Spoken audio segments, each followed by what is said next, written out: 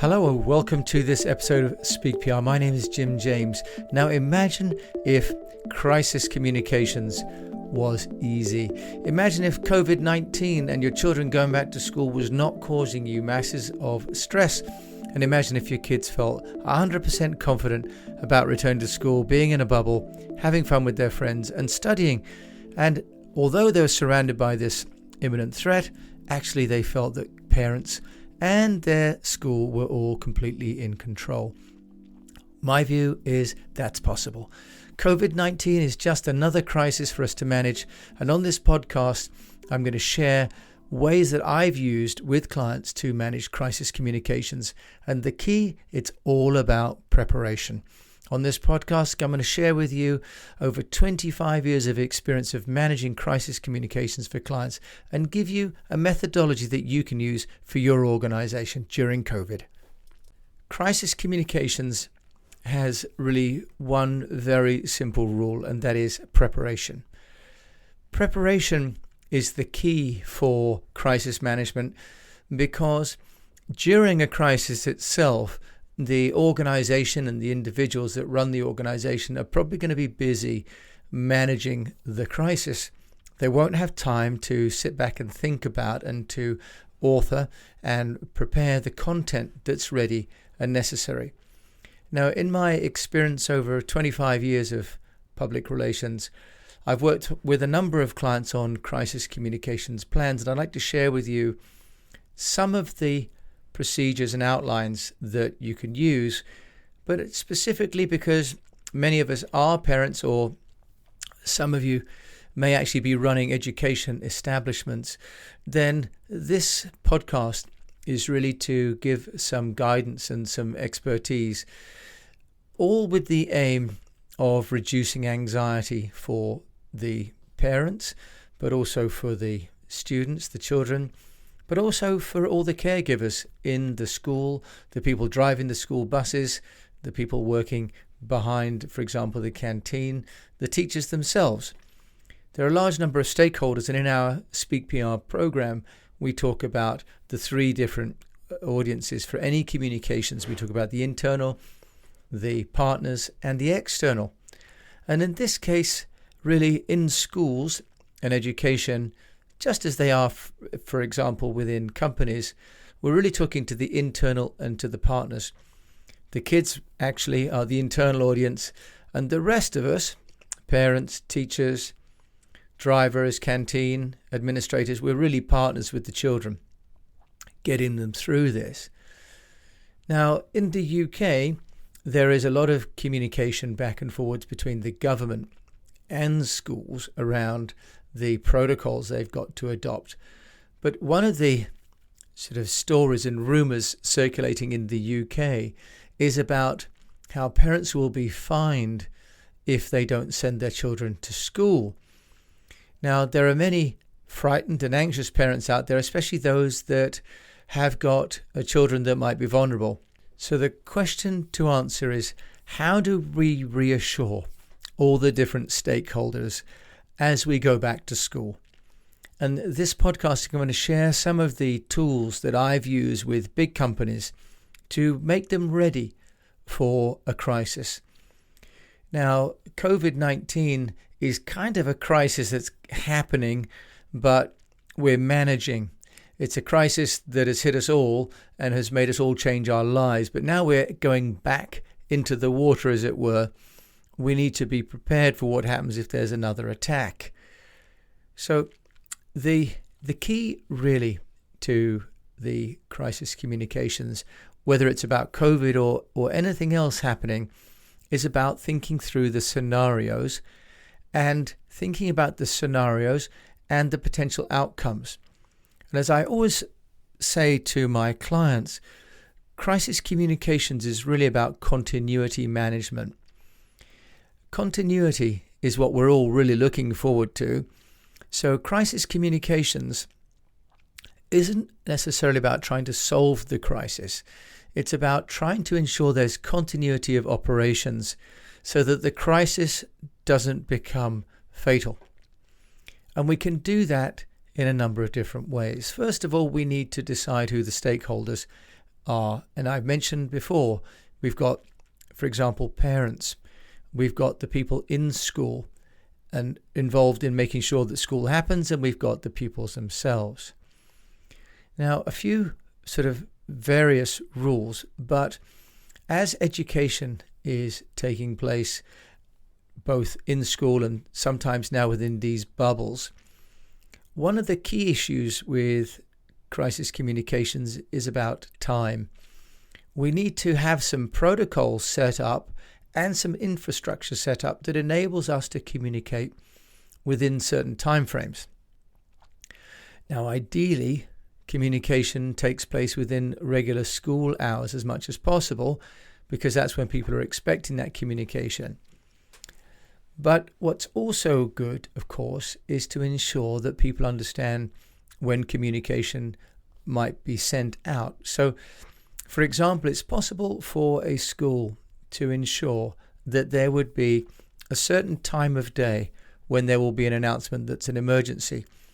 Now, when we lived in Beijing, the pollution levels would get so bad that sometimes the AQI, which is this air quality index, would go above 300.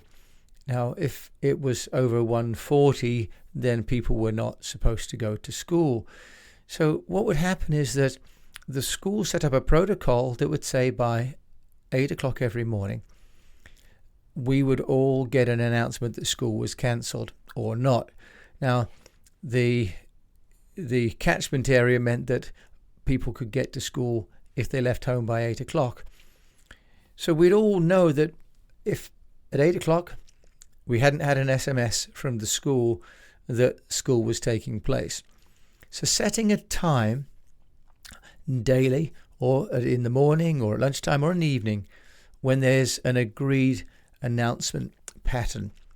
Now, this is important because it's reassuring. Now, one of the issues with a crisis is that people become less rational, that fear makes them take action or not take action. Sometimes there's paralysis.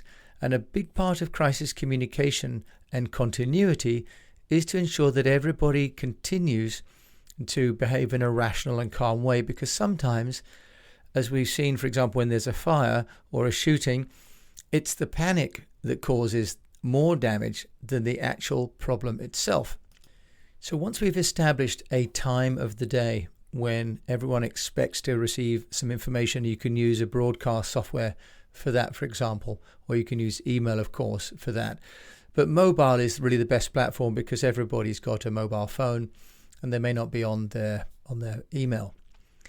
So communicating with everybody at the same time and having as well some coding as to the level of alerts.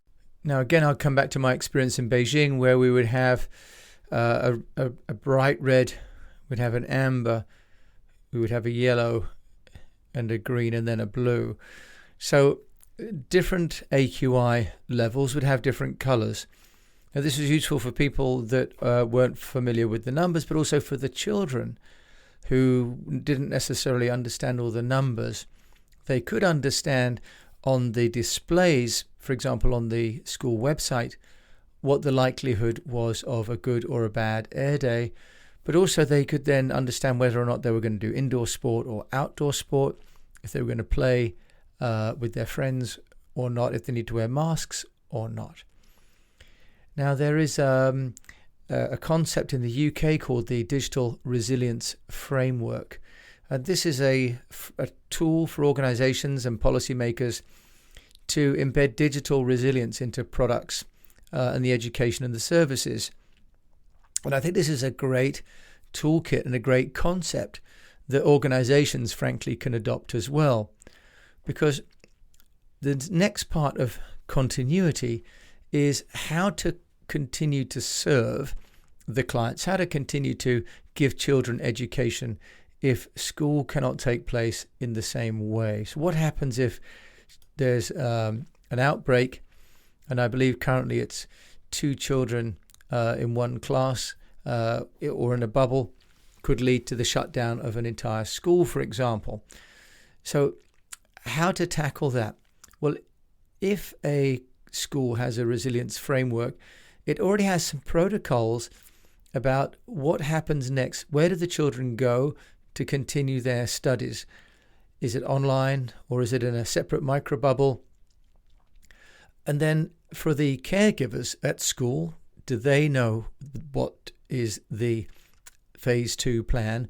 But also for the parents, especially if, for example, parents have to then collect children from school or make arrangements for the children to go to second places to stay until work is finished. So again, this comes back to this scenario planning. Now, the Bradford local government instructions are written on a website, which is very helpful. And they have a sort of a set of instructions for schools, which include a parent information kit. And that information kit includes school operations, student activities, security and safety, facilities and services, parent resources and advice, school procedures and policies. So in other words, they're getting prepared for all of the eventualities that may happen. And what's key then is that everybody understands across the whole value chain what these signals are, when they're going to receive their signals, and what action to take. So in the Second World War, when a siren went off to denote an air raid was taking place, everybody would go to the shelter and the shelter warden would be there. Everybody knew which shelter to go to, everyone knew where they were to stay in the shelter, and everyone was aware what was going to happen when the air raid was over and how they'd be informed. So we need to create some very simple, very loud, and very easy to understand an action sequence of events for people. And these then need to become part of our behavior. And above all, the children, who in this case, of course, we're all concerned about, need to see that the parents are in control. The children need to see that the school is being run well and that their education isn't being compromised. And in this sense, the bigger picture of the coronavirus is our opportunity to demonstrate to the next generation how to manage in a crisis, how not to buckle, how not to go silent, how to not descend into chaos by having some plans. Now, I'm going to just share with you, my daughters go to a school here called the Royal High, and it's a member of the Girls' Day School Trust in the UK that runs 25 schools. So they have, of course, some resources. Going onto their website, they have, first of all, a pop-up, and it says, "Our students' safety is our top priority. We're confident in the safety measures we've put in place, and we're looking forward to welcoming the girls back in September." And on the home page, in other words, I don't have to go very far at all, they have 2 brochures which are published on Issue, which I've talked about in an earlier podcast. That's ISSU. And these are online magazines. And in these magazines, they have shown the risk assessment and how the children will go to school, how they'll disassemble and disembark from their transport, which coloured areas they're going to go into, the timetables where different children will be going to different classrooms at different times, how they're going to handle, for example, the normality of sport, and how they're then also going to be proactive in teaching the children about personal hygiene, for example. What I also liked about this site was then it linked to the UK government site, which has a guidance for full opening of schools link. My sister's actually a head teacher at a school in London, and she was saying over the weekend that these guidance documents can be literally hundreds of pages long. So there's a huge amount of content and consideration going into caring for our children. But the school's job as well is to ensure that the parents understand and are reassured about these policies. Now, the American school in Singapore, where I was living for 12 years and still keep an office for East West PR, has actually helpfully created a website with their best practice from their experiences. And I think this is going to be a really nice outcome of the COVID-19, is that the education sector is sharing best practice.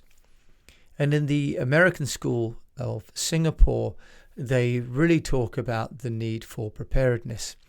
They talk about really the need for a resilience framework, for a communications protocol, and above all, to reassure the children that the school and the parents and all the people that are involved in ensuring that they're safe and well have composure and understand what to do when the situation escalates from a green to a blue to a red.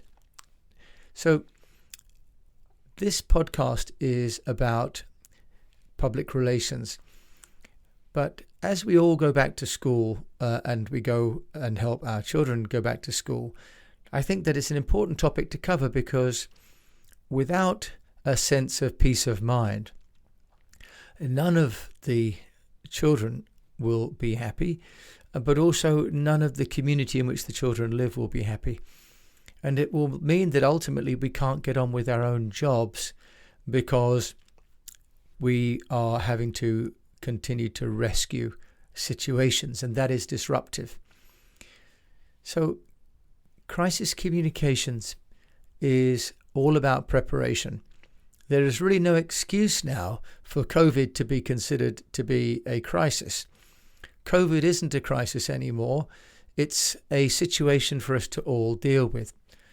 In one of the articles and one of the webinars I gave earlier in the year, I talked about COVID, the COVID mindset. And I explained that in my view, all PR in COVID time should be compassionate, optimistic, values-based, informative and digital. Public relations for schools and for all of the higher education, I believe, should have a COVID lens now. And ultimately, public relations is about communicating how an organization is managing situations to all of its stakeholders. And this is probably one of the most complex and most universal communications campaigns taking place. All of us communicating across generations and across cultures and across geographies how we're going to manage healthcare. And at the heart of that is probably one of the most important customer groups in the world, and that is the next generation. I think we can do this. I know we can. COVID is just another situation for us to prepare for, sort out the messaging, decide who needs to say what and where, and to give enough clues and enough strict and clear guidance that's unambiguous to all those people that need to change their plans at short notice. And with that, going back to school doesn't have to be stressful. It doesn't have to be unpleasant. But more importantly, going back to school can be permanent. I hope this is useful for your school, for your organization. If I can share this in a personal way, happy to do so. Feel free to reach out to me at jim@issuspr.com or come to our website, which is issuspr.com. So in the meantime, until you may listen to another episode of this podcast, I wish you the best of health, that your children return back to school and are happy, and that you are feeling relaxed and confident that you can tackle any issues that may seem like a crisis, but because you're prepared, they will just seem like part of a normal daily life.